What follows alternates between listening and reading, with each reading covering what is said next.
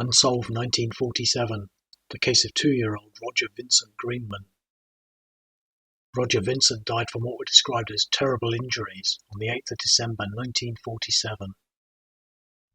However, an open verdict was returned at his inquest, stating that the injuries were not natural. There is no evidence of neglect by the parents. The coroner said that there was no certain evidence as to how Roger Greenman's injuries were sustained.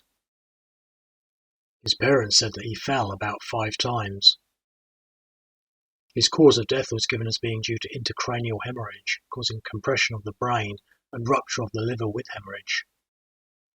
It was said that what finally killed Roger Greenman were 2 hemorrhages, one on the front of the brain and another, a rebound hemorrhage, at the back of the head, which was said would have occurred a few hours before his death. It was said that his head injuries could have been caused by a severe blow, such as might have resulted from a fall. A Home Office expert said that Roger Greenman's organs had bled dry. It was said that his liver injuries might have been caused by a kick or by a crush in an accident.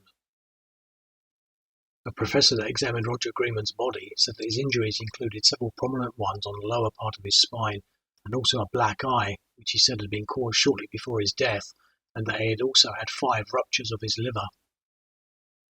He said, "In children, the only condition I have seen it in is by kicking, but if this child fell from a height onto a pointed object, it might have caused the injury." Roger Greenman had lived with his parents, who had lodged with a man at 47 Moor End Crescent, Cheltenham. Roger Greenman's mother said that they had a row at dinner time with the landlord, who she said dragged her into the passage where Roger Greenman fell over. She said that when she returned from work the following day, she noticed that Roger Greenman's eyes were queer, and so she rushed him to the doctor, but he was dead. Roger Greenman's mother and a schoolgirl both said that they had never seen the landlord strike Roger Greenman. However, the landlord said that after the struggle in the passage where Roger Greenman fell, Roger Greenman's mother took Roger Greenman upstairs and punched him.